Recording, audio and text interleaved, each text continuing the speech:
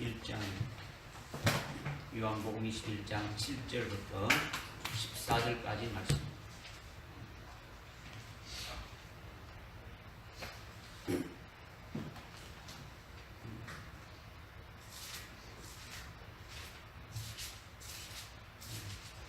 찾았으면 우리 한 목소리를 한번 합독하겠습니다.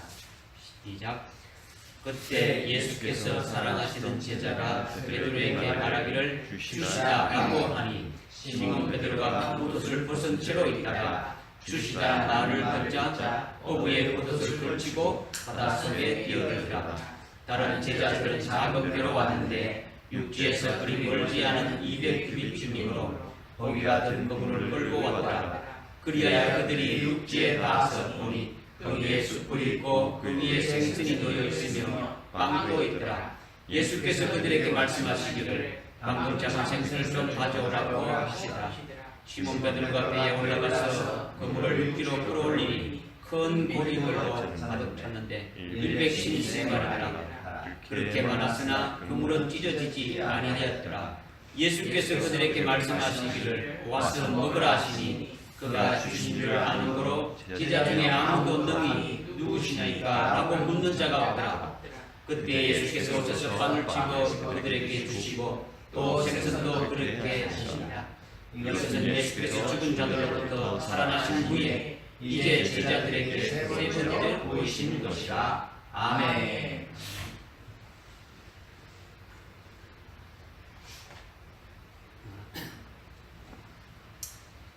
우리는 지금 최근 몇 주간 초실절에 예수님이 부활하셔서 주님이 부활의 초실이 되시고 부활의 첫 열매가 된 이후에 순차적으로 쭉 이렇게 나타내신 역사를 지금 살펴보고 있습니다. 제자들에게 두 번이나 이렇게 나타나셔서 부활하신 주님을 제자들이 친히 이렇게 만나 뵙게 되었고 또 기뻐하면서 주님이 주시는 평강을 받았고 또 주님이 새롭게 어쳐주는 사명을 이렇게 받았음에도 불구하고 이렇게 지금 물고기를 잡으러 이렇게 갔다라는 거죠. 밤새도록 춥고 떨며 쉬지 않고 수고했지만은 아무 소득이 없었죠. 그때 주님께서 너희들이 이렇게 먹을 것이 있느냐 이렇게 물었을 때 없나이다. 그러니까 주님께서 그물을 배 오른편에 던지라. 그리하면 찾으리라. 이렇게 말씀하셨고 춥고 이렇게 떨며 이렇게 지친 배고픈 제자들을 위해서 주님이 숯불 위에 생선과 빵을 이렇게 구워놓고 제자들을 초대하는 것이 부활하셔서 세 번째로 나타나셔서 이렇게 하시는 역사인데 오늘 이 말씀을 우리가 지금 조금 전에 이제 이걸 합독했어요. 합독했는데 그러면 그때 당시 제자들만 초대한 것으로 끝나느냐? 주님께서 식탁을 마련해 놓고 아주 풍성한 아주 진미 잔치를 마련해 놓고 제자들만 와서 먹으라고 이렇게 한 것이냐? 만약 그랬다면 요한복음 21장에 하나님의 말씀으로 기록이 안 되었을 것이죠.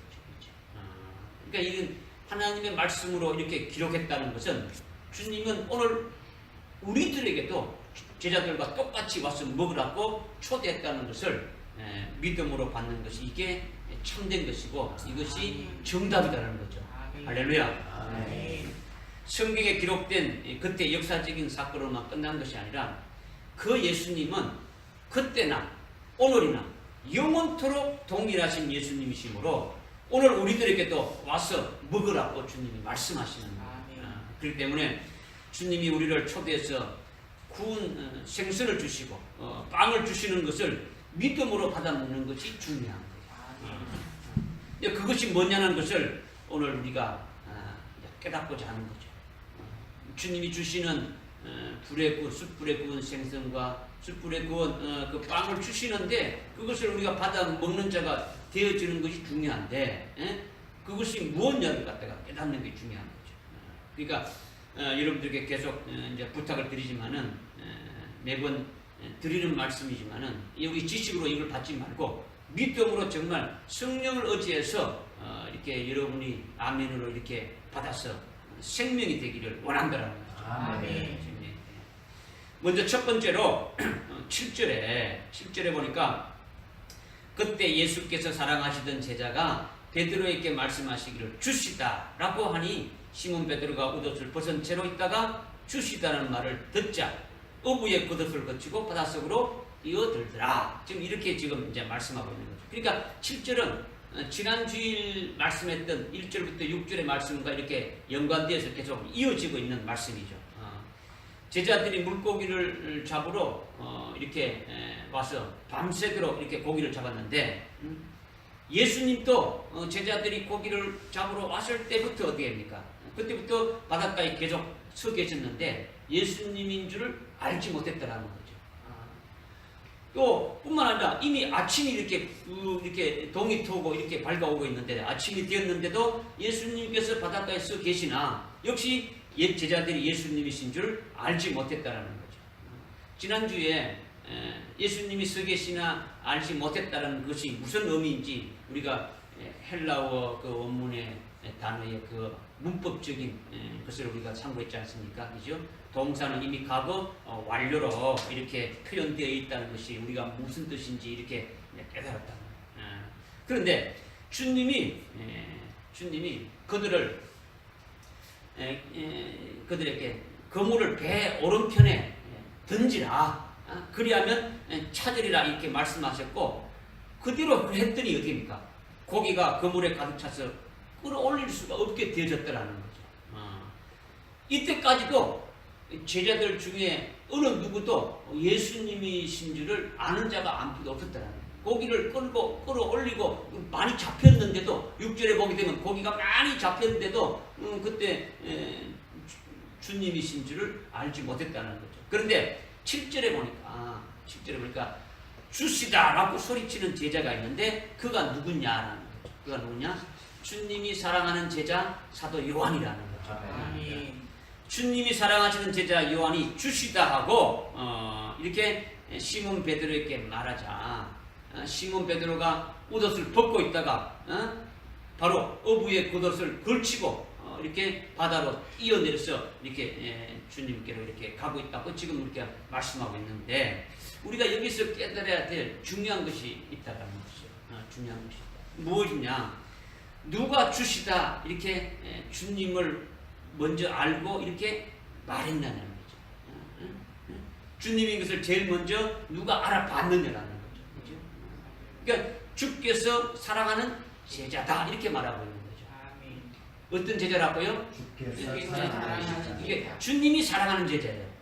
내가 주님을 사랑하는 제자가 아니라 내가 주님을 사랑하는 그런 자가 아니라 주님이 사랑하는 제자가 있다는 거예요. 제자들 중에서 두 분류가 있죠. 오늘 우리 교인들 중에서도 오늘 성도들 중에서 두 가지죠. 내가 주님을 사랑합니다 라는 자가 있는가 하면 주님이 사랑하는 자가 있더라는 거예요. 사랑하는 자가 있더라는 거죠. 그런데 여기 보니까 사도 요한은 주님이 사랑하는 제자다라는 거죠. 다른 사람은 아무도 이렇게 알아보지 못했는데 주께서 사랑하는 제자 사도 요한이 먼저 알아보았더라는 거죠. 왜 다른 제자들은 알아보지 못했는데 사도 요한이 제일 먼저 알아보게 됐느냐? 이것은요 12제자 중에 사도 요한은 믿음이 제일 앞장선 자라는 거예요. 제일 큰 믿음을 가지고 있다고 봐야 하는 거죠. 그러니까 제일 먼저 알아본 거예요. 제일 먼저 알아본 거예요. 주님이 왜 사도 요한을 사랑하는 제자라고 이렇게 하느냐라는 거죠. 다시 말하면 주께서 사랑하는 제자라는 것이 어디서 나타나느냐면요. 요한복음 13장 23절에 보게 되면 주님이 마지막 만찬할 때 주님의 가슴에 기대어 주님을 의지하면서 주님의 품 안에 있는 자가 바로 누구냐? 사도 요한이라는 거죠. 그러면서 주님에게 너희 중에 나를 팔자가 있다. 너희 중에 누가 한 명이 나를 판다고 이렇게 했을 때 그 사도 요한이 주님의 가슴에 이렇게 품에 어찌하고 가슴에 기대어 있으면서 어떻게 합니까? 다른 11자, 자기를 빼고 다른 11 제자에 대해서 지금 묻는 거죠. 누가 주님을 배반할 줄 압니까? 이렇게 묻고 있단 말이에요. 그죠? 그러니까 이 사도 요한이 어떤 자인 것을 우리에게 분명히 말씀하고 있는 거죠.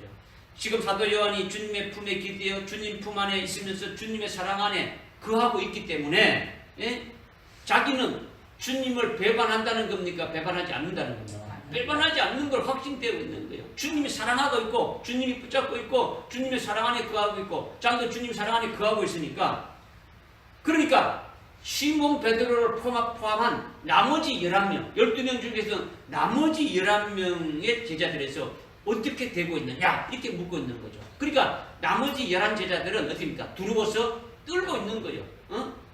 너희 중에 한 명이 나를 팔자다 이렇게 할 때 혹시 내가 주님을 팔자가 아닌가, 이렇게 혹시 내가 거기에 해당되지 않는가, 혹시 내가 거기에 걸리지 않는가, 다들 두려워서 떨고 있더라는 거죠.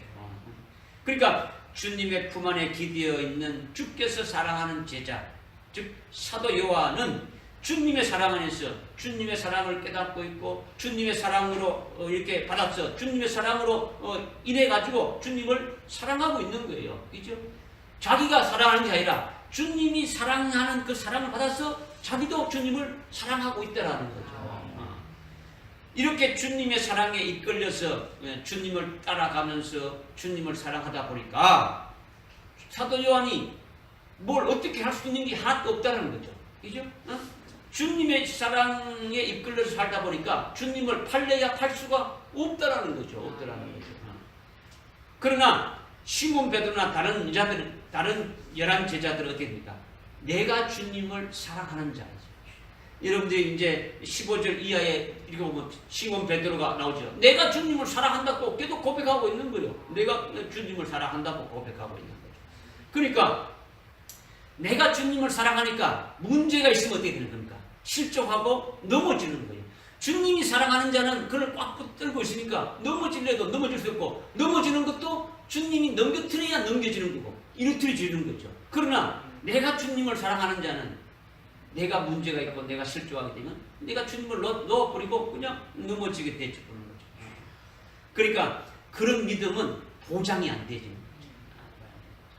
이렇게 주님의 사랑하는 제자인 사도 요한은 주님의 사랑 안에 있으면서 주님의 사랑으로 인하여 살고 있으니까 늘 믿음이 어떻게 됩니까? 늘 앞서가고 있다라는 거죠. 앞서가고. 앞장서 가고 있다. 영적으로 늘 12제자 중에서 11 제자들보다도 어떻게 됩니까? 늘 앞서가고 있음을 나타낸다라는 거죠. 그런데 이러한 사도 요한임에도 불구하고 밤에 고기로 자기들이 밤에 고기를 잡으러 왔을 때부터 바닷가에 서 계셨던 예수님을 알아봤습니까? 못 알아봤습니까? 알아봤지 못했다는 거죠. 그런데 밤새도록 그물을 던지며 쓰고 있지만은 한 마리도 이렇게 고기를 잡지 못한 그 빈 그물이었는데, 그때 주님이 너희들에게 먹을 것이 있느냐? 없는데요. 아, 그래? 그러면 그물을 배 오른편에 던져봐라. 그러면 찾으리라. 이렇게 말씀하시는 분이 누구인지도 모르고 그냥 그 말하는 소리를 그냥 듣고 있겠습니까? 밤새도록 고기를 한 마리도 못 잡았으니까 그물을 배 오른편에 던져라는 그 말에 그냥 던져본 거예요. 한 마리도 못 잡아봤으니까 오늘 어떤 사람이 누가 말하는데 오른편에 던져보래. 그렇게 무조건 한번 던져봤단 말이야. 던져보니까 어떻습니까? 고기가 꽉 차서 그물을 끌어올릴 수가 없게 되어졌다라는 거죠. 이것이 6절의 말씀이지 않습니까? 그죠? 배 오른편에 던지라. 그러면 찾으라고 하시니 그러므로 던졌더니 고기 수가 많아서 그물을 끌어 당길 수가 없었다라는 거죠. 그때 이제 주님의 사랑하는 제자인 사도 요한은 어떻게 되는 겁니까? 주님의 사랑 안에 있으면서 주님의 사랑으로 인해 가지고 살아가고 있으니까 이렇게 고기가 많이 잡히게 된 것은 이거는 뭐 보통 사람이 해서 이건 될 일이 아니다라는 것을 이렇게 딱 느껴지게 되진 거죠. 그렇죠?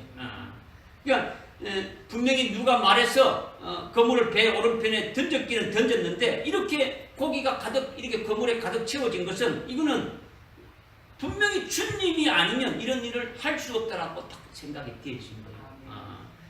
그러니까 믿음으로 그런 생각을 갖게 되고 믿게 되고 믿음으로 어떻게 합니까? 믿음의 눈으로 이렇게 딱 바라보니까 그분이 누구라는 겁니까? 주님이시라는 예수님이시라는 것을 알아차린 거죠. 조금 전까지만 해도 주님을 알아보지 못했는데 요한이 예수님이 아니고는 이런 이적을 이렇게 베풀 자는 아무도 없다. 그런 믿음의 확신이 딱 이렇게 들게 되었고 그 믿음이 들자 그 믿음을 가지고 그 믿음의 눈으로 이렇게 바라보니까 그분이 바로 예수 그리스도라는 거죠. 이것이 요한이 그 12제자 중에서 믿음으로 가장 앞서 있다는 것을 확정시켜 주시는 거예요. 확정시켜 주는 거죠. 그래서 제일 먼저 뭐라고 말합니까? 주시다라고 이렇게 말하는 거죠. 깨달아집니까? 그냥 뭐 이렇게 보니까 날이 밝아서 이렇게 본 것이 아니다라는 거죠. 이미 우리가 앞에 쭉 상고했으니까 지금 어떤 상황으로 이렇게 되어지가는 걸 우리가 알 수 있는 거죠. 그렇죠? 오늘 여러분이 모든 사람들보다 앞장서 달리는 믿음의 선두주자가 되기를 주님이 원하시는 거예요. 아멘. 주님의 이름으로 그렇게 되시길 바랍니다. 아멘. 하나님을 기쁘시게 하는 것은요 믿음으로만이 될 수 있는 거예요. 그렇죠? 주님을 알아볼 수 있는 것이 뭐냐? 믿음의 눈으로만 알아볼 수 있는 거예요. 알아볼 수 있는 거죠. 우리가 주님의 사랑하는 제자의 자리에 있는 것이 중요하다는 것을 먼저 우리들에게 말씀해 주시는 거예요. 이렇게 되니까 시몬 베드로가 그 말을 듣고 어떻게 됩니까? 주님을 맞이하기 위해서 자기의 겉옷을 걸치고 바닷속으로 이렇게 뛰어내려갔다는 거예요. 뛰어내려갔는데 그런데 7절에 보니까 어떻게 말하고 있냐면 시몬 베드로가 어부의 겉옷을 걸치고 바닷속으로 뛰어들어갔다 이렇게 말하고 있죠. 어떤 옷을 입고요? 어부의 겉옷을 입고 이렇게 내려갔다. 그러니까 여러분들이 성경에 한 절 한 절 기록되어진 것이 우연에게 기록되어진 것이 아니고 뭔가 우리에게 하나님의 말씀을 주시는 것이 있다는 것을 여러분이 깨달아야 되는 거죠. 개혁 성경에는 그냥 겉옷을 입었다 이렇게만 되죠. 겉옷을 입었다. 그런데 헬라어 원문에는 에펜디테스라고 해가지고 이 단어는 여기에서만 딱 한 번 나와요. 여기만 딱 나오는데 이것이 뭐냐면 킹 제임스 영어 성경에 이렇게 제대로 번역되어 있는데 어디냐면 피셜스 코터 이렇게 어부의 옷이더라는 거죠. 갈먼트 이렇게 그냥 겉옷이 아니라 피셜스 코터 어부의 겉옷이라는 거죠. 그러니까 헬라어로 에펜디테스라는 것이 뭐냐면 어부의 겉옷이라는 거죠. 어부의 겉옷이. 그러니까 어부의 겉옷이라는 것은 뭡니까? 고기 잡는 자들이 입는 옷이에요. 고기 잡는 자들. 그러니까 어부의 겉옷을 걸치면 고기 잡는 사람이다. 이것을 알아볼 수가 있는 거죠. 그죠? 여러분들 겉옷은 뭡니까? 뭘 나타내는 겁니까? 신분을 나타내는 거죠. 검은 이 법복을 입으면 검사고 판사라는 것을 알아볼 수 있는 거예요. 군복을 입으면 군인이구나. 경찰복을 입으면 경찰이구나. 이렇게 알아볼 수 있는 거죠. 이렇게 있는 거죠. 그런데 지금 시몬 베드로가 어부의 겉옷을 거치고 바닷속으로 뛰어들어갔다는 이것을 깨닫는 것이 중요하다는 거죠. 이것을 중요하다는 거죠. 예수님이 제자를 삼은 이후에 이제부터는 고기 잡는 어부가 아니다고 분명히 딱 선언을 해줬었어요. 너는 나를 따라오라. 이제부터는 고기 잡는 어부가 아니라 사람을 낚는 자로 세운다라는 거죠. 하나님의 종으로 12사도로 주님의 사도로 세운다는 거죠. 그러니까 어부가 아니라는 거예요. 어부가 아니라는 거죠. 그렇죠? 그런데 고기를 잡으러 가겠다고 3절에서 선동한 사람이 누굽니까? 시몬 베드로죠. 시몬 베드로가 고기를 잡으러 가 선동했죠. 그 고기는 육신의 양식인 육신의 먹을 것을 위해서 고기를 잡으러 갔더라는 거죠.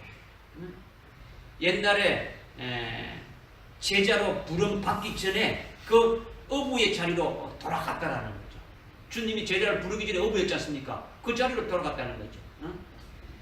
옛사람으로 돌아갔다라는 거예요. 옛사람 잠시 돌아갔다는 거예요. 그렇게 했다라는 것을 여기서 단적으로 이렇게 어부의 옷을 이제 그 어부의 겉옷을 입었다. 이것을 영적으로 우리에게 이렇게 표현해 준 거죠.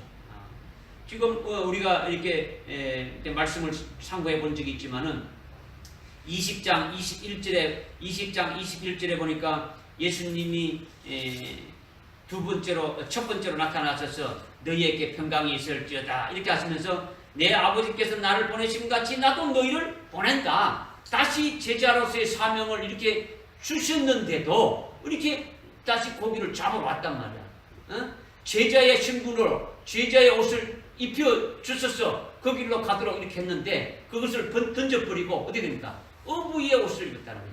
무엇을 위해서? 육신에 먹을 것을 위해서. 육신을.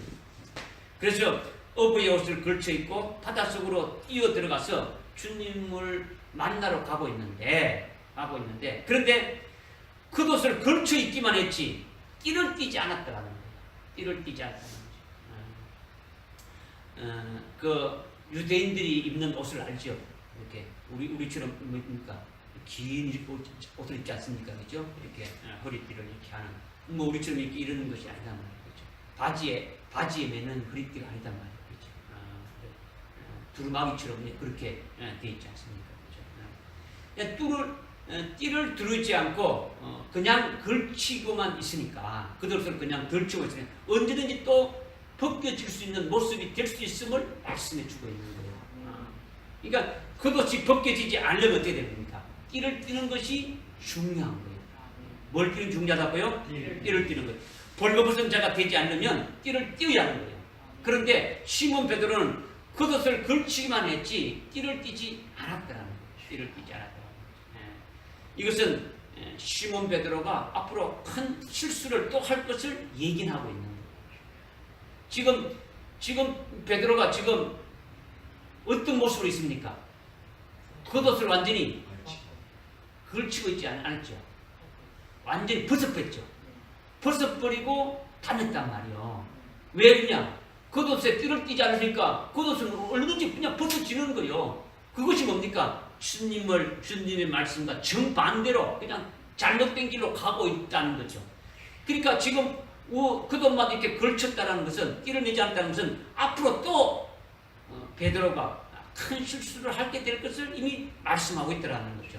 왜 그런 겁니까? 띠가 없으니까, 띠를 매지 않았으니까 또다시 벌거벗은 모습으로 있을 때가 있게 되는 것을 예견해 주셨다라는 거죠. 그것이 바로 뭐냐면 예수님이 승천하신 후에 사도행전 1장 15절에 보게 되면 시몬 베드로가 또 성경을 하는 거죠. 예수님을 팔아먹고 배반한 가룟 유다가 이렇게 자살해서 죽었으니까 지금 우리 12 중에 한 명이 이렇게 부족하지 않느냐. 그러니까 우리가 가룟 유다의 후임 사도를 선거를 해가지고 제비 뽑아서 한 사람을 이렇게 채우자.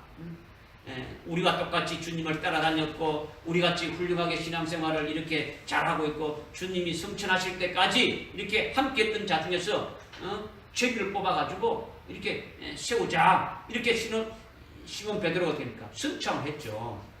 이것이 뭡니까?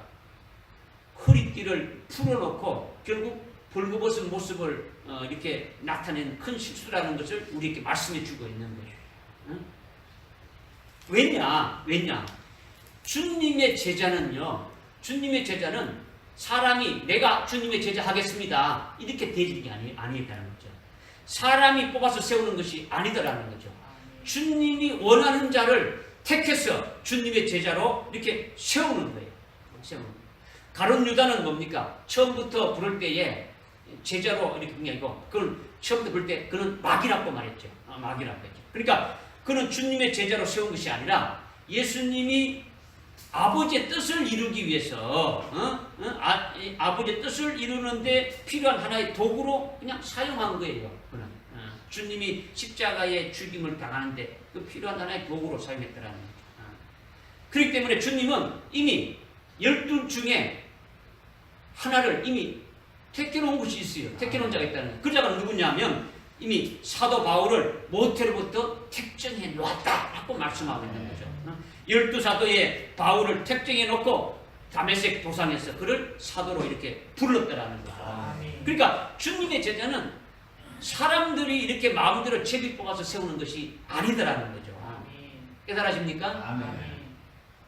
그래서 오순절에 성령 충만함을 받은 이렇게 성령 충만함을 받고 온전해진 그 시몬 베드로가 자기 자신에 대해서 깊이 깨닫게 되진 거예요. 내가 왜 이렇게 되졌는가, 그죠? 결국 시몬 베드로가 결국은 순교하게 되지만은 순교하기까지 그 오순절에 성령의 충만함을 받아가지고 이제 시몬 베드로가 온전하게 되어서 순교하기까지 그 사이에 뭐 했느냐?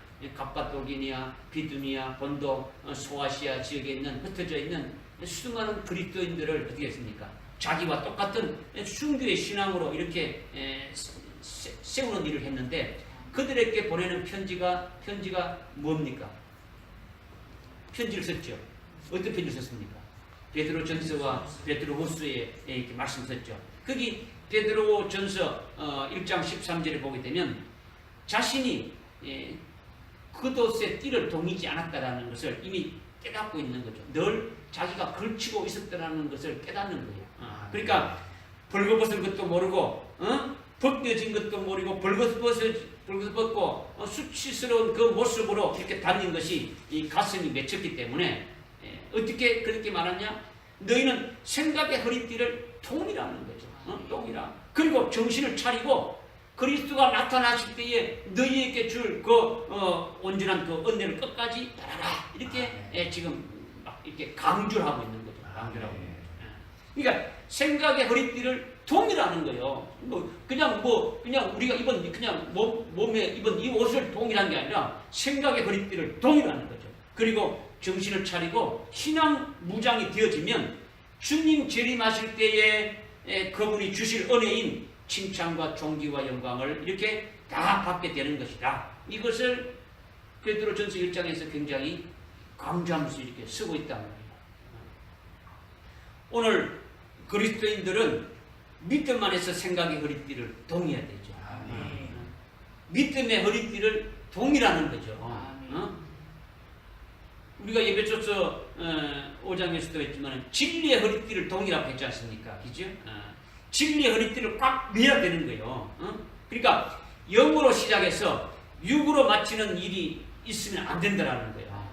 여러분이 영으로 시작했다면 끝까지 믿음의 경주를 끝까지 해 나가야 되지. 중간에 육적으로 이렇게 떨어져 나가면 안 된다는 거죠. 주님의 제자로 부름 받았으면 끝까지 주님의 제자로 달려나가는 자가 되어져야 되지. 그러니까 중간에 다시 육신을 위해서 먹고 살기 위해서 고기 잡으러 나가는 그런 일이 있습니다. 이것을 지금 사도 바울이 깨닫고 지금 말하고 있는 거예요. 우리는 믿음의 허리띠를 졸라맵시다. 아멘. 진리의 허리띠를 졸라맵시다. 아멘. 믿음 안에서 생각의 허리띠를 동경되면 헛된 실수를 하지 않게 되는 거죠. 그러니까 성령에 사로잡히고 하나님의 말씀에 이렇게 사로잡히게 되면 말씀대로 성령이 하시는 대로 이렇게 행동이 나타나게 되어지게 되는 거죠. 이것이 허리띠를 동여맸더라는 거죠. 그러니까 지금 시몬 베드로가 겉옷만을 이렇게 걸쳤다라는 것이 무엇인지 오늘 우리들에게 하나님께서 특별히 이렇게 말씀을 주시는 거죠. 조언해 주시는 거죠. 띠를 띠지 않았다. 겉옷만 걸치고 띠를 띠지 않았다는 것이 무엇인지 오늘 우리에게 두 가지 측면에서 말씀, 겉옷이 무엇인지, 띠를 띄었다는 것이 무엇인지 이렇게 말씀해 주고 있는 거예요. 이거 잘 깨닫기 바랍니다. 두 번째는 9절에 그리하여 그들이 육지에 닿아보니 거기에 숯불이 있고 그 위에 생선이 있으며 빵도 있더라. 이렇게 말씀하고 있죠. 제자들이 밤새도록 힘쓰고 애쓰며 수고했지만 고기 한 마리 잡지 못했죠. 그러나 주님께서는 그들과 함께 바닷가에 이렇게 계시면서 숯불에 생선을 굽고 빵을 준비했다라는 거죠. 그냥 놀고만 있는 게 아니죠. 주님이 제자들을 위해서 계속 준비해 주신 것이 있더라는 거죠. 결국 우리가 읽었지만 그 뒤에 보게 되면 어떻습니까? 예수님이 숯불 위에 생선과 그 빵을 제자들에게 이렇게 주어서 먹게 하셨더라는 거죠. 먹게 하셨. 제자들만이 아니라 오늘 우리들에게도 주신다라는 거죠. 주님이 숯불에 구운 생선과 숯불에 구운 빵을 우리에게도 주신다라는 거죠. 이것이 중요한 거죠. 그렇죠? 오늘 우리가 이것을 받아 먹는 자가 되어지려면 이것이 또 무엇인지를 깨닫는 자가 되어야 되지 않겠습니까? 그죠? 믿음으로 여러분들이 깨달아져야 돼요. 그죠? 아니 뭐 예수님이 2000년 전에 제자들에게 빵 줬는데 오늘 뭐 어떻게 주님이 빵을 줘? 빵 어디 뭐 눈에 보여줍니까? 어떤 빵을 주셨느냐, 제자들에게 어떤 빵을 주셨느냐, 이것을 깨닫는 게 중요하고, 오늘 우리에게 어떤 빵을 주시는가를 깨닫는 것이 중요한 거죠. 먼저 숯불에 구운 생선이라는 것이 뭔지 이것을 깨달아야 우리가 받아서 먹을 수가 있더라는 거죠. 숯불이 뭡니까? 숯불은 참나무가 먼저 참나무를 먼저 불에 태우면 불이 붙어서 다 타고 꺼지게 되면은 숯이 되어지는 거죠. 그죠? 그러니까 불이 한번 붙어서 한번 다 탄 것이 있고 또다시 그 다음에 또다시 이렇게 불이 붙는 것이 숯불이라는 거죠. 무슨 말인지 알겠습니까? 그죠? 이것은요 그냥 뭐 예수님이 그냥 불에다가 생선을 부었다 이렇게 될 수 있는데 왜 숯불이라고 이렇게 말씀을 특별히 또 우리에게 또 주셨냐라는 거죠. 이것은 예수님이 시몬 베드로를 비롯해 가지고 12명의 제자를 이렇게 삼으실 때 말씀이신 하나님이 마리아를 통해서 이렇게 혈육의 몸을 입고 이렇게 오셔서 제자를 삼고 제자를 가르치고 이적을 행하고 혈육의 몸으로 십자가에 못 박히시니까 피를 흘리시고 이렇게 죽으셨더라는 거죠. 그러니까 예수님이 이렇게 혈육체로 계신 동생의 3년 기간 동안 예수님이 제자들을 이렇게 삼고 계속 가르치고 영적으로 육적으로 그들을 예수님의 12제자답게 믿음으로 세우는 일을 하셨더라는 거죠. 그리고 십자가에 피 흘려가지고 계속하시면서 영원한 족제군을 이루어주신 것이 주님이 육체를 입고 오셔서 공생의 기간 동안 제자들에게 기울이신 사랑이라는 거죠. 사랑. 그런데 그것으로 끝난 것이 아니라는 거죠. 숯불은 불이 꺼졌다면 어떻습니까? 꺼졌던 그 불이 어떻습니까? 다시 불이 붙은 거죠. 그죠? 숯불은 이미 1차적으로 불이 붙었다 꺼졌다가 숯이 되는 것이 다시 불이 붙는 것이 숯불이라는 거죠. 숯불이라는 거죠. 이것은 예수님이 혈육의 몸을 입고 오셔가지고 그 제자들을 사랑했던 그 사랑이 십자가의 죽으심으로 말미암아 장사 지내는 거로 끝이 났죠. 끝이 났는데 이렇게 이 세상에 죽으심으로 끝났는데 다시 그 주님이 어디 있다는 겁니까? 다시 살아나셨더라는 거죠.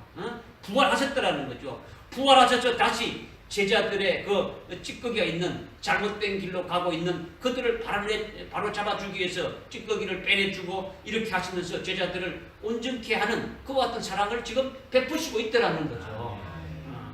그러니까 이것이 뭐냐? 숯이 다시 불이 붙어서 생선을 굽는 것과 같은 것이다. 이것을 말씀하고 있는 거죠.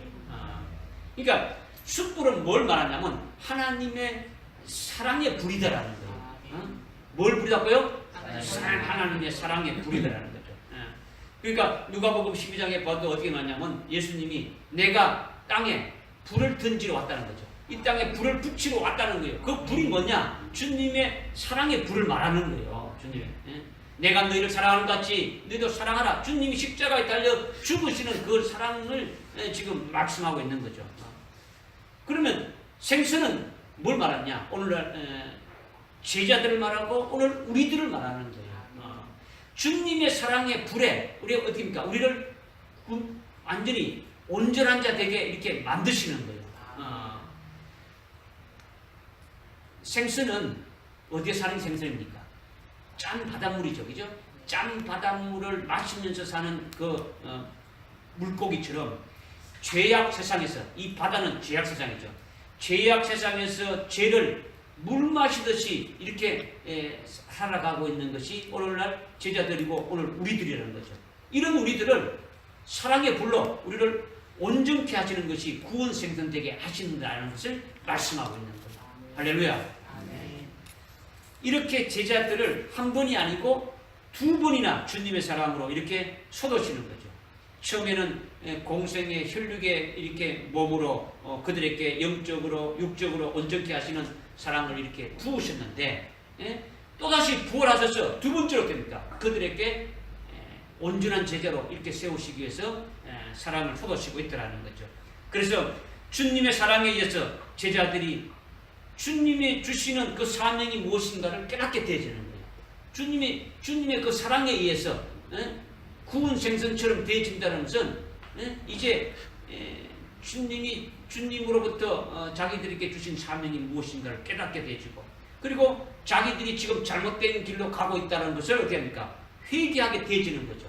그렇게 되어지니까 이제는 다시는 고기 잡으러 갈 길이 없게 되어 있다는 거죠. 자기들에게 받은 사명이 분명하니까, 그리고 자기들이 지금 가고 있는 길이 잘못된 길을 가고 있다는 걸 알게 되니까 이제 또다시 고기 잡으러 가는 것이 아니라 주님께로부터 받은 그 사명의 길로 가게 되어질 것을 이렇게 말씀하고 있는 거죠. 이렇게 주님이 부활의 몸으로 쏟으신 두 번째 사랑이 제자들을 숯불의 구원 생성되게 하신 것이다. 이것을 말씀해 주신 것입니다. 깨달아집니까? 그러니까 오늘 우리는 이미 주님이 혈육의 몸으로 십자가에 죽으시고 장사되어진 바로 인해 가지고 그 구원의 원청이 그대로 우리에게 적용되어지고 그대로 우리에게 믿음으로 다 받아서 누릴 수 있도록 다 하셨더라는 거죠. 그것뿐만 아니죠. 주님이 육체로 이 땅에 오셔가지고 죽으셨죠. 우리를 구원해 주시고 사랑하신 그거로만 이렇게 끝난 것이 아니라 부활하신 주님이 오늘 우리의 주님이 되지 않습니까? 그죠? 주님이 쏟으시는 사랑과 우리를 향한 그 역사가 계속되고 있더라는 거예요. 믿으십니까? 이것이 숯불의 구원 생성이라는 거죠. 제자들과 오늘 우리들이 하나님 앞에 드려질 수 있도록, 우리가 하나님 앞에 온전히 드려질 수 있도록 숯불에 잘 구워진 생선이 되게 한다는 거죠. 주님의 사랑의 불로 우리를 어떻게 하든지 그 올바른 길로 이렇게 가게 해서 하나님 앞에 온전히 드려지게 하는 자가 되게 한다는 거죠. 할렐루야. 이것이 우리를 숯불에 잘 구운 생선되게 하시는 주님의 역사라는 거죠. 이것을 우리가 잘 깨달을 필요가 있더라는 거죠. 믿으십니까? 이걸 깨달아야 오늘 주님이 주시는 이 생선을 받아먹는 자가 되어지는 거죠. 우리가 하나님 앞에 들어지는 자가 되어지려면 주님의 사랑에 녹아지는 자가 되어져야 되죠. 숯불에 두 번 이렇게 불 붙은 그 숯불처럼 주님이 육체로 오셔서 십자가에 달려 죽으시면서 해놓은 그 주님의 그 사랑의 불에 우리가 녹아지고, 부활하셔서 또다시 죽으심을 끝난 게 아니라 부활하신 주님이 우리의 주님이 되어서 우리에게 하시는 그것들을 통해서 우리가 하나님 앞에 온전하게 되어지는 자가 되어진다면 이것이 숯불에 구워진 생선같이 되어진다라는 거죠. 할렐루야. 그 다음에 또 구운 생선뿐만 아니라 빵도 있다 했는 거죠. 빵도. 이것도 여러분이 믿음으로 이렇게 받으시길 바랍니다. 숯불의 빵 역시 부활하신 주님 자신이 빵이더라는 거예요. 주님이 자신이. 부활하신 주님이 복음이고 진리예요. 그죠? 이것은 요한복음 6장에 보게 되면 보리빵이 나오죠. 오병이어에 나오는 보리빵 5개와 물고기 2마리 나오지 않습니까? 그죠? 이제 보리빵이 나오는데, 보리는 곡식 중에서 제일 먼저 익은 열매죠. 보리는 곡식 중에서 제일 먼저 익은 열매가 보리라는 거죠. 이 보리빵은 예수님이 십자가에 죽으시기 이전에, 예수님이 장사되기 이전에, 예수님이 부활하시기 이전에 주신 것이에요. 요한복음 6장에서 그 보리빵을 주시는 것은 여러분들이 지금 예수님이 빵과 불에 구운 생선을 주시는 것이 이것이 그냥 뭐 폼으로 주는 것이 아니란 말이에요. 지금 요한복음 6장에서 오병이어의 물고기 2마리, 물고기 2마리는 그냥 이게 물에서 잡으면 그대로입니까? 불에서 구운 겁니까? 구운 거죠. 응? 불에서 구운 생선이란 말이에요. 그리고 보리빵 5개요. 이것을 말씀하시면서 6장에서는 어떻게 말씀하냐? 내가 생명의 빵이다. 그러니까 쭉 해가지고 6장 71절까지 말씀하고 있는 거예요. 그 오병이어 사건을 통해 가지고 쭉 주님이 어떤 분이시다는 걸 나타내 주셨단 말이에요. 그죠? 그러면 6장에 보리빵을 먹은 것이 도대체 뭐냐? 보리빵이 무엇을 말하는 것이냐? 주님이 생명의 빵이라고 말씀하셨는데 이 보리빵을 무엇을 말하냐? 이 보리빵은 주님이 죽으시기 이전에 주신 거예요. 주님이 장사되기 이전에 이미 주셨단 말이에요. 주님이 부활하시기 이전에 주신 것이라는 거죠. 이것은 뭐냐? 주님이 5단계로 고난을 이렇게 받게 될 것이래요. 결국 죽임 당하게 되어지면서 사람 중에 지금까지 없었던 부활의 첫 열매가 될 것을 미리 가르쳐 주신 거예요. 아멘. 보리빵이라고 그냥 빵을 주셨다 이렇게 하면 되는데 왜 보리빵을 주셨다라고 말하느냐? 다른 데는 뭐 그냥 빵을 주셨다고 말하면 되는데 그렇게 말 안 했단 말이야. 보리빵이라고 하는 것은 주님이 내가 생명의 빵인데 보리빵이 되셨다는 거죠. 앞으로 주님이 십자가에 달려 죽임 당하시고 사람 가운데서 하여튼 제일 먼저 이렇게 부활하게 되어지실 것을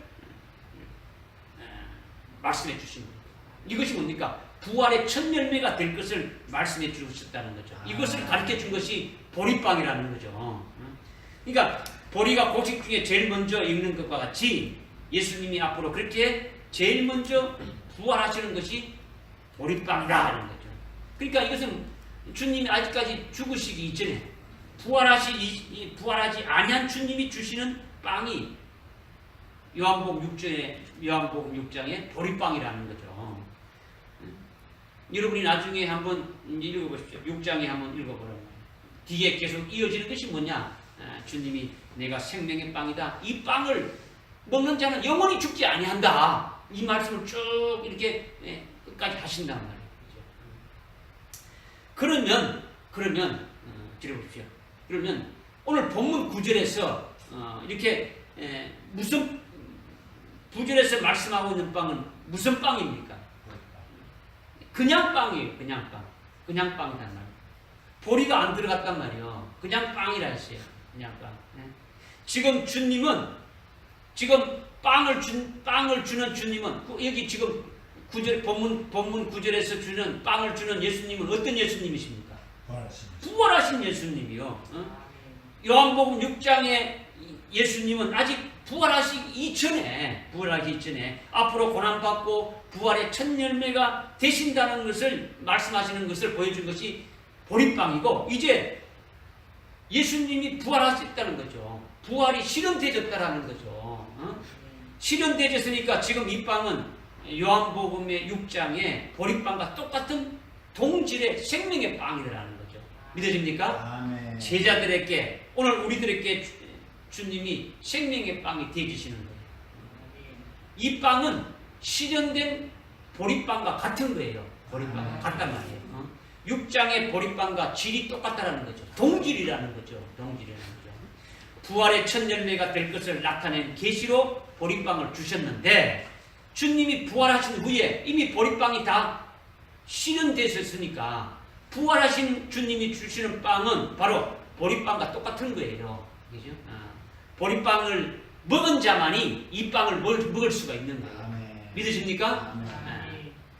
그럼 이 빵을 먹는 것이 뭐냐라는 거죠. 이 빵을 먹는 것이 뭐냐. 지금 9절에 주시는 빵은 어떤 주님이 주시는 빵입니까?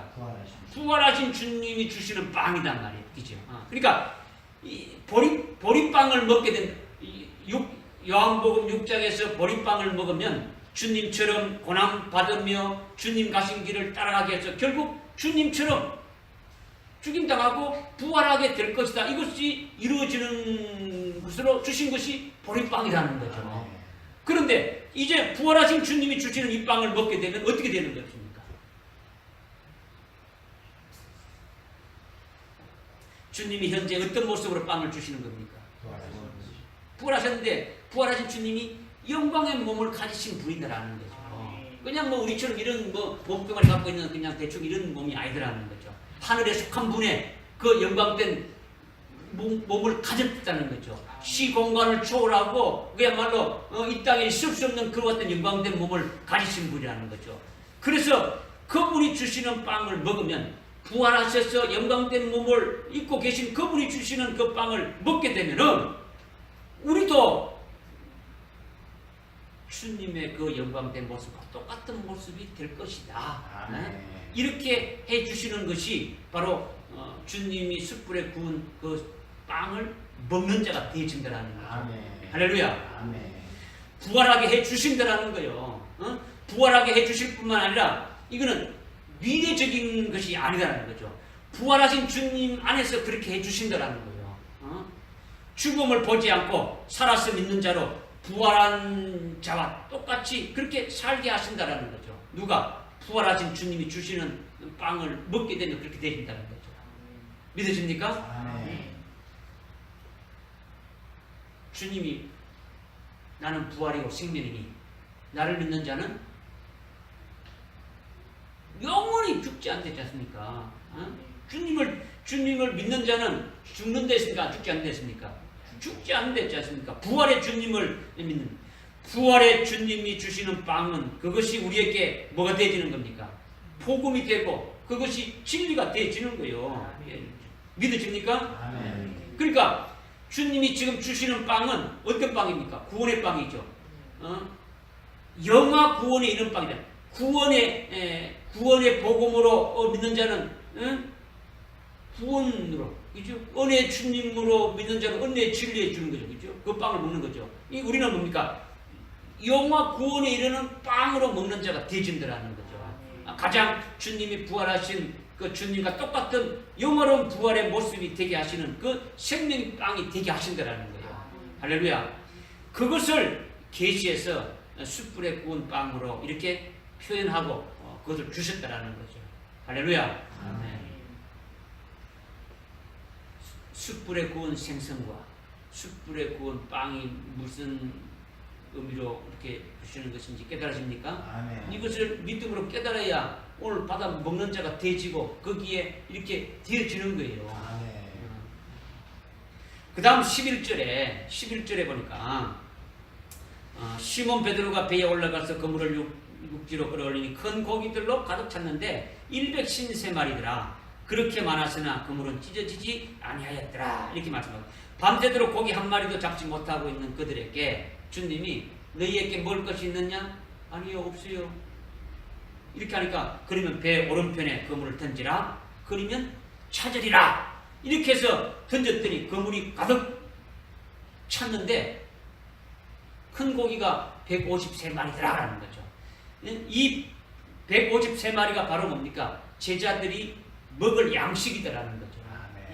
너희들에게 먹을 것이 있느냐? 먹을 것이 없다. 없다. 그러니까 그러면 너 배 오른편에 던져봐. 찾게 된다. 뭘 찾는다는 겁니까? 먹을 것을 찾게 된다라는 거죠. 그렇죠? 이 찾게 되는 것이 뭐냐? 이것은 잘못된 길로 가는 자들을 돌이키게 해서 바로 세우는 것이 큰 물고기라는 거죠. 큰 물고기가 뭐라고요? 잘못된 길로 가고 있는 자들을 돌이켜서 바로 세우는 것이 큰 물고기라는 거죠. 믿으십니까? 네. 큰 물고기는요, 저를 보십시오.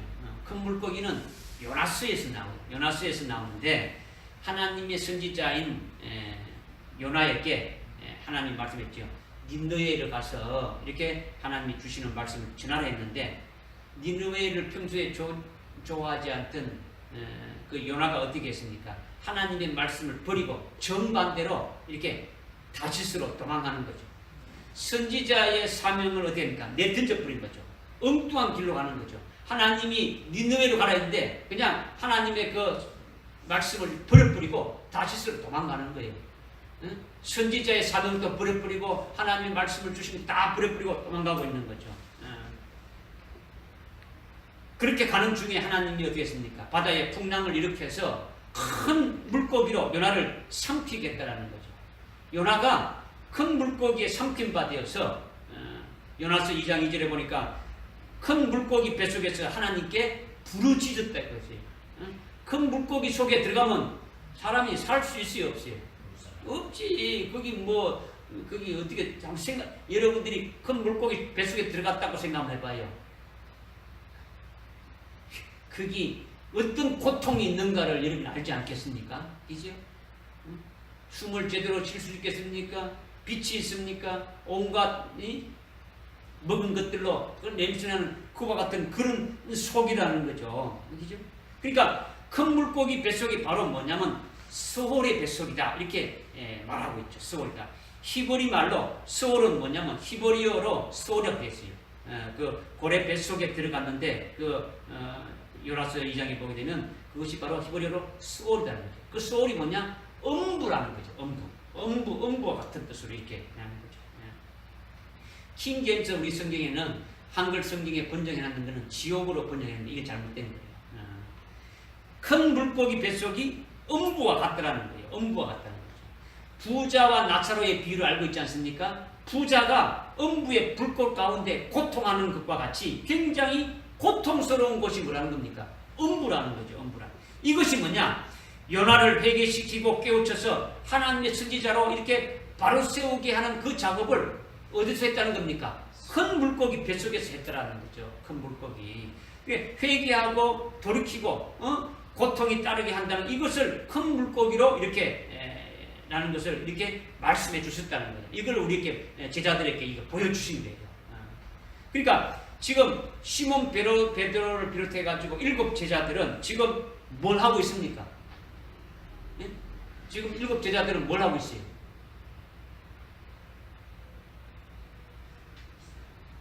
예? 지금 21장의 7 제자들은 지금 뭘 하고 있습니까? 주님의 제자의 신분을 이렇게 버려버리고 주님의 주신 사명도 이렇게 그러니까 잊어버리고 어디로 간 겁니까? 고기 잡으러 갔죠. 요나가 하나님께서 니느웨에 가서 복음을 전가하라 선지자로 세워서 이렇게 보냈는데 선지자의 그 옷을 벗어버리고 주님의 그 하나님의 그 말씀을 버려버리고 정반대로 이렇게 불순종의 길로 걸어가고 있단 말이에요. 오늘 그와 같은 제자들에게 주님이 제자로서의 신분으로 이렇게 살아가는 것이 아니라 육신의 삶을 위해서 고기 잡으러 갔다라는 거죠. 잘못된 길로 갔다라는 거죠. 그들을 회개시키고 돌이켜서 바로 되게 하기 위한 것이 바로 큰 물고기가 필요하다는 거예요. 이들에게 절대적으로 필요하다는 거죠.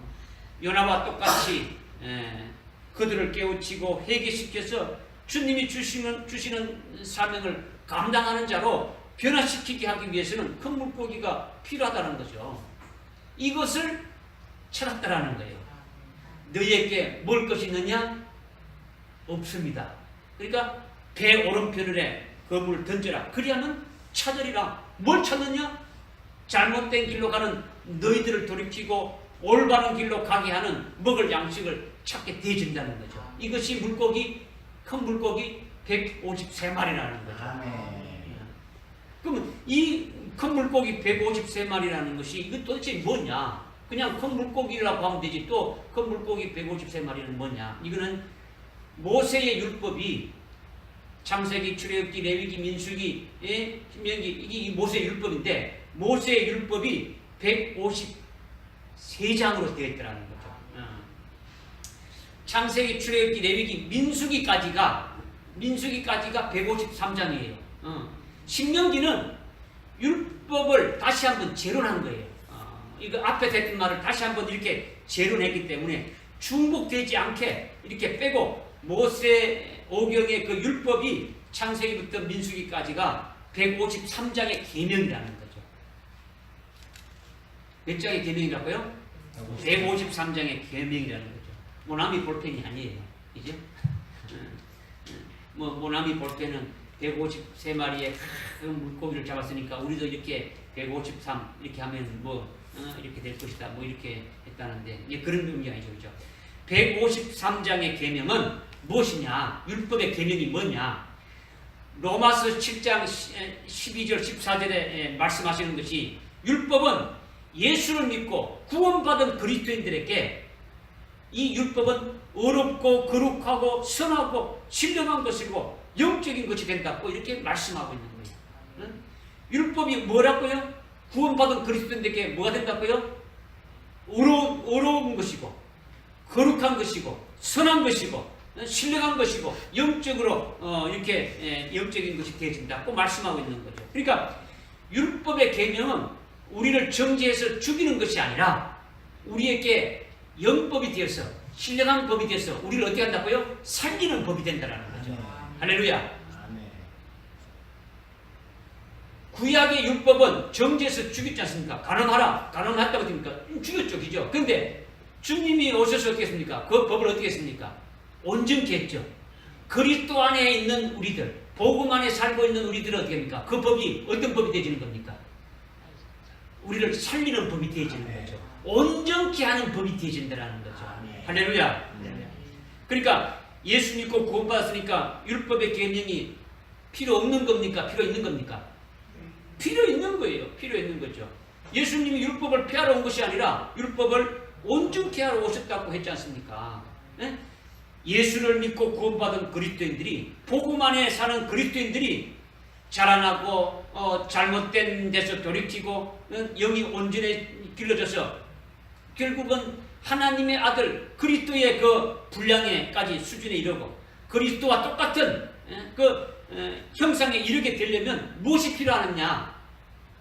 거기에는 우리를 살리는 신령한 법인 영법이 필요하다는 거예요. 복음 안에서 율법이 살리는 법이 되고 신령한 법이 되고 영법이 된다는 거예요. 조금 다른 말로 한다면 옛 계명이 율법을 옛 계명이라 하죠. 그 옛 계명이 주님이 온전해서 우리를 살리는 법인 새 계명이 되게 하신다는 거예요. 할렐루야. 계명이 없으면 우리를 올바르게 세울 수 있습니까? 없습니까? 없지요. 우리가 계명이 없으면 우리가 어떻게 하나님 앞에 온전한 자로 살 수가 없는 거죠. 지금 잘못된 길로 가고 있는 것을 어떻게 합니까? 올바른 길로 이렇게 세우는 것은 계명으로 이렇게 세워진다는 거죠. 그러니까 이것이 바로 153장의 계명이 복음 안에서 사는 그리스도인들에게 영법이 되어진다는 거죠. 새 계명이 되어진다는 거죠. 영적인 것이 되어진다는 거죠. 우리의 영을 기르고 우리의 영을 그리스도의 형상에 일치시키게 하는 온전한 법이 되어지는 것을 말씀하고 있는 거예요. 할렐루야. 구원파는요, 이것을 버렸기 때문에 이단이에요. 한번 구원받았으면 회개도 필요 없고, 주일 성수도 필요 없고, 그런 거 아무 필요 없다고 하는 거죠. 그냥 한번 구원받은 거로 그냥 끝이다는 거죠. 그들은요, 온전케 되려야 될 수가 없는 거예요. 그들은 회개하려야 회개할 수가 없는 거예요. 그들이 예수 믿고 구원받았다 해도 더 이상 진전될 수가 없는 거예요. 그죠? 바로 되려면 뭐가 있어야 되는 겁니까? 영법이 있어야 된단 말이야. 영적인 우리의 영을 살리는 그 법이 있어야 되는 거예요. 신령한 법이 있어야 되는 거죠. 다른 말로 새 계명이 있어야 된다. 이것을 말씀하는 거죠. 네? 그 영법이 바로 153장의 계명이다라는 거죠. 주님이 오셔가지고 그 율법을 어떻게 했다는 겁니까? 온전케 해서 우리에게 주셨단 말이에요. 온전케 주셨다는 거예요. 그것이 우리를 살리는 법이 되어지는 거죠. 이것으로 말미암아 제자들이나 우리 그리스도인들이 뭐가 되어가는 겁니까? 그 주님이 주시는 새 계명 안에서 우리를 계속 성화시켜 나가는 거예요. 계속 거룩하게 해 나가는 거죠. 성숙되어지게 하게 하는 거죠. 참된 그리스도인으로 만들어 가시는 거라는 거죠. 할렐루야. 이렇게 제자들이 먹을 것으로 큰 물고기 153마리를 잡았다라는 것은 그냥 큰 물고기 153마리를 잡았다는 이런 얘기가 아니라는 거다. 그냥 주님이 어떤 능력을 나타내가지고 내가 이렇게 했어. 너 배고프지? 이거에 이 한 마리도 못 잡았지? 내가 이렇게 보여준다. 이런 뜻이 아니라는 거죠. 그죠?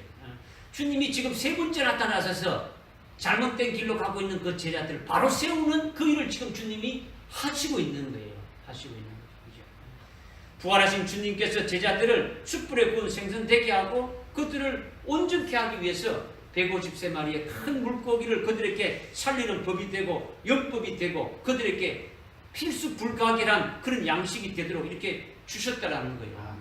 이 153장의 계명이 어렵고 거룩하고 참 선하게 하고 영적인 자가 되게 하는 그런 사랑의 법이고 영법이고 신령한 법이다라는 거죠. 신령한 법이라는 거죠.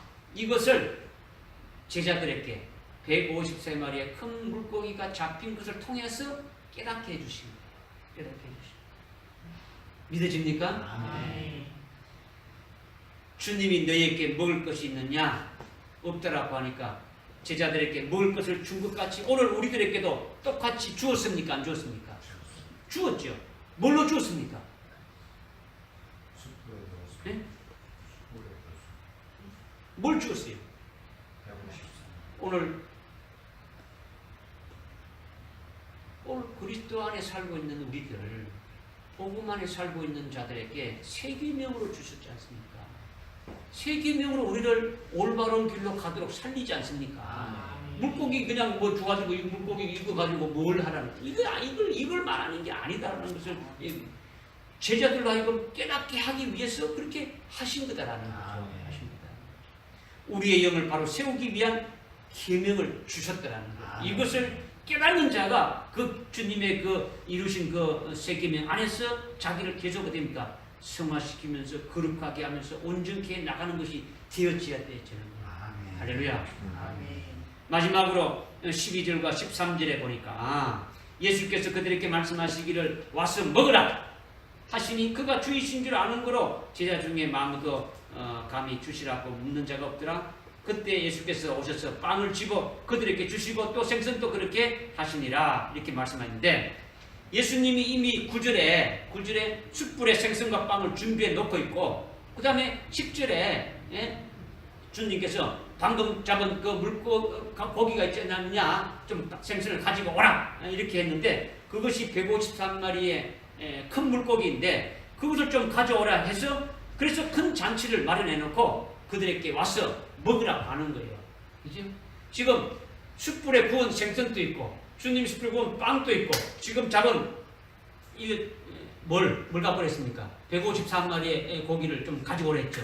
그러면 여러분들은 그냥 생선 구운 생선이 있구나 빵이 있구나 이거로만 생각하면 안 먹을 때문이죠. 숯불에 구운 생선이 뭔가를 우리가 깨달았고 숯불에 구운 그 빵을 주신 빵이 어떤 거라는 걸 깨닫고 또 153마리의 큰 물고기가 뭐라는 걸 계명이 알았지 않습니까? 그러니까 주님께서 부활하셔서 세 번째로 하신 일이 이것이 도대체 무엇을 말하느냐? 이것은 무엇을 말하느냐? 음식을 준비해 놓고 저들을 초대한 후에 저들에게 일일이 어떻게 합니까? 주신가 안 주십니까? 각자에게 지금 주시고 있는 거예요. 여기 지금 13절에 예수님께 오셔서 빵을 집어 그들에게 주시는 거예요. 그냥 먹으라고 하는 것이 아니라 집어서 하나씩 다 이렇게 주시고 있더라는 거예요. 주셔서 저들로 하여금 먹은 자들로 하여금 어떻게 합니까? 깨닫게 하시는 거예요. 주님이 지금 하시는 일, 세 번째로 나타나셔서 하신 일이 도대체 무엇인가를 쭉 다 깨닫게 해서 알게 하신다는 거예요. 저들이 잘못된 길로 가고 있는 것을 돌이키게 하고 주님이 주신 사명이 무엇인가를 깨닫게 해서 그 길로 바로 달려나갈 수 있도록 하시기 위해서 지금 하시고 있더라는 거예요. 할렐루야. 아멘. 이것은 이미 우리가 앞에서 말씀해 주셨듯이 숯불에 구운 생선과 빵과 아울러서 방금 잡은 큰 물고기 153마리까지 해서 식탁을 마련해 놓고 풍성한 아주 진미의 어떤 그 상을 차려놓고 직접 빵을 집어서 일일이 한 사람에게 나눠준다는 거죠. 이것이 굉장히 중요한 의미다라는 거예요. 그냥 빵을 먹었다 이게 아니고 한 사람씩 이렇게 준다는 것이 굉장히 큰 의미다라는 거죠. 오늘 주님이 우리들에게 일일이 하나씩 빵을 집어서 주신다라는 거예요. 여러분들에게 이것이 중요한 거예요. 주님이 주시는 것을 여러분이 받아 먹는 걸 어떻게 됩니까? 지금 주시고 있는 걸 받아 먹는 걸 어떻게 됩니까? 아멘으로 믿음으로 받아 먹는 자가 되어야 된다는 거죠. 그죠? 영으로 여러분들이 영으로 이거 주님이 주시는 걸 잡수시기 바랍니다. 아멘. 그렇게 해야 되는 거예요. 이건 뭐냐? 예수님이 부활하신 후에 엠마오로 가는 두 제자에게 예수님이 직접 빵을 주시는 것을 받을 때에 그들이 어떻게 했습니까? 그들의 영이 열리고 그들이 예수님이구나, 예수님이 부활하셨구나 이렇게 알아봤던 거예요. 그죠? 엠마오로 가는 길을 걸어가면서 예수님하고 두 제자가 걸어가는데 예수님이 어떻게 했습니까? 성경을 계속 풀어줬죠. 성경을 풀어주면서 계속 이야기했는데 반나절 동안 같이 이야기하고 같이 주고받고 이야기하는데도 예수님을 알아봤습니까? 못 알아봤습니까? 예수님을 못 알아봤단 말이에요. 그런데 저녁에 식탁에 앉았어. 어떻게 했습니까? 주님이 빵을 떼어주는 것을 직접 받을 때 그들의 영안이 어떻게 되는 겁니까? 영안이 열려지게 된 거예요. 영안이 열려지면서 어떻게 된 겁니까? 예수님을 알아보게 되어졌다는 거예요. 신기하지 않습니까? 그죠? 오늘 내게 주님이 주시는 말씀으로 받는 것이 중요하다고 제가 계속 말씀드리지 않습니까? 주님이 숯불에 구운 생선과 빵을 직접 나눠주는데 그것을 여러분이 믿음으로 받으면 어떻게 되어지는 겁니까? 오늘 주님이 여러분들에게 숯불에 구운 생선을 주고 숯불에 구운 빵을 주시는데 이것을 여러분들이 믿음으로 영으로 믿음으로 받게 되면 어떻게 되어진다는 겁니까?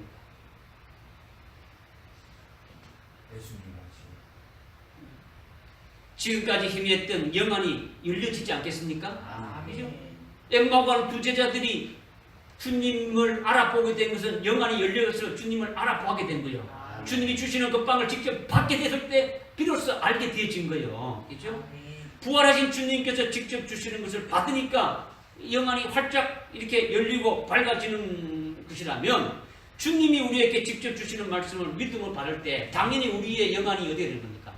열려져야 되는 거죠. 더욱더 영적으로 부유해져야 되는 거예요. 그와 같은 역사가 여러분들에게 나타나야 되겠죠. 그러면 오늘 우리가 부활하신 주님께서 주시는 빵을 받아 먹는 것으로 인해 가지고 영안이 열려지고 기쁨이 충만하게 되니까 뭐가 깨달아지고 뭐가 확신되어지는 겁니까? 여러분이 믿음으로 받았다면 영안이 열렸다면 영안이 열린 그 표가 뭐냐라는 거죠.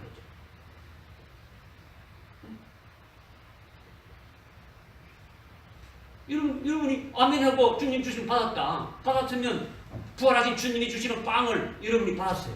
받았다면 여러분이 영안이 열려가지고 뭘 깨닫게 되어지느냐라는 거죠. 뭘 깨닫게 되어지느냐. 지금 빵을 주는 분이 누구십니까? 부활하신 그냥 예수 그리스도가 아니에요. 부활하신 주님이죠. 부활하신 주님. 부활하신 주님이 빵을 주어서 자신이 직접 받아 먹으면 오늘 여러분이 받아 먹으면 자신이 뭐가 되어지는 겁니까? 어떻게 영이 밝아지겠습니까? 부활하신 주님이 주시는 빵을 직접 받아 먹으면 자신의 영이 이렇게 밝아지고 활짝 열리면서 내가 부활하신 주님과 내가 딱 하나가 되어졌구나. 부활하신 주님께 나도 속했구나. 부활하신 주님이 부활의 첫 열매가 되셨는데 나도 부활의 첫 열매들이 되어졌구나. 이것을 깨닫게 되어지는 거죠. 실제적으로. 믿으십니까? 7명의 제자 전부 다 그리스도가 부활의 첫 열매인데 그 부활의 첫 열매에게 딱 붙어졌으니까 그리스도의 그 부활의 첫 열매들이 된 것을 확신하게 되어진 거예요. 확신하게 되어진 거죠. 오늘 우리가 이것을 깨닫고 믿음으로 받는다면 우리가 부활의 첫 열매인 그리스도에게 붙은 자니까 부활하신 주님과 하나로 연합된 자니까 우리가 부활의 첫 열매인 그리스도에게 붙어가지고 뭐가 되어지는 겁니까? 한 단이 되어지는 거죠. 한 단이 되어지는 거죠. 이것을 깨닫게 되어지는 거죠. 우리가 부활의 첫 열매들이 되어졌다라는 거예요. 그러니까 우리는 영원히 죽음을 보지 않고 살아서 믿는 자가 되어지는 거죠. 죽음이 없는 부활의 주님께 딱 붙은 자가 되었단 말이에요. 부활하신 주님이 다시 죽을 일이 있습니까? 없습니까? 없죠. 그 주님과 붙은 자가 되어졌으니까 오늘 죽음이 없는 거예요. 그리고 그 주님이 지금 부활하신 주님이 어디로 가셨습니까? 하늘나라로 하나님 보좌 우편으로 승천하셨지 않습니까? 그죠? 승천하시게 되면 일곱 제자들은 어떻게 되는 겁니까? 일곱 제자도 따라서 이렇게 올라가게 되어지는 것을 깨닫게 되어지는 거예요. 믿음으로 주님과 같이 함께 이렇게 하나님 보좌 우편에 나도 올라가서 하나님 보좌 우편에 안침받게 되는 것으로 이렇게 믿게 되어진다는 거죠. 할렐루야. 그것으로 끝난 것이 아니라 오순절에 예수님이 성령을 부어주신다는데 성령을 부어주신다면 7명도 부어주시지 않습니까? 그러면 주님께 붙어있다면 그것도 자동적으로 어떻게 됩니까? 자동적으로 받게 되어지는 거예요. 자동적으로 받게 되어지는 거예요. 또 하나님 보좌 우편에 계신 주님과 붙은 자가 되어진다면 그분이 하나님 보좌 우편에서 공중으로 이렇게 재림하실 때에 그분의 신부가 되어가지고 당연히 그분과 함께 내려오겠습니까? 안 내려오겠습니까? 내려오게 되어지는 거죠. 내려오지. 제자들의 영 안이 열려가지고 그런 것을 바라보는 자가 되어졌다라는 거죠. 할렐루야. 구운 생선으로 온전케 되고 숯불에 구운 빵에다가 그 다음에 큰 물고기 154마리로 구워서 다 먹게 되니까 그렇게 되어진다는 거죠. 부족함이 없게 되어진다는 거죠. 이것을 말씀하신 거예요. 할렐루야. 여러분이 성령 충만하기를 사모합니까? 먼저 부활의 첫 열매들이 되어져야 되는 거죠. 여러분이 그리스도의 정인으로 이렇게 사역하기를 원하십니까? 부활의 첫 열매들이 되어져야 된다. 여러분이 사역하다가 순교의 제물로 바쳐지기를 원하십니까? 부활의 첫 열매들로 이렇게 되어져야 된다는 거죠. 그렇게 그러면 이 모든 것들이 다 이루어지는 거예요. 다 이루어지는 거예요. 그렇게 되면 주님 재림 시에 그의 신부가 되어서 재림하시는 주님을 신랑으로 맞이할 수 있게 되어진다는 거예요. 부활하신 주님이 오늘 우리들에게도 와서 먹으라 하시는데 아멘! 하고 믿음으로 먹으면 이렇게 되어진다는 거예요. 잘 깨달으십니까? 기도하겠습니다. 하나님 아버지 참으로 감사합니다. 오늘 요한복음 21장 우리 7절부터 14절까지 말씀을 통해서 주님이 숯불에 구워놓은 생선을 주시고 또 빵을 주시면서 오늘 제자들을 온전히 바로 세우고 제자들이 해야 될 길을 깨닫게 해주신 것 같이 오늘 우리들에게도 그와 같이 주실 때에 우리들이 아멘으로 받아싸우니 우리가 주님이 주신 그 사명을 잘 깨닫고 주님이 오실 그날까지 그 믿음 안에서 달려가는 저들 되게 인도하여 주옵소서. 예수님의 이름으로 기도드리옵나이다. 아멘.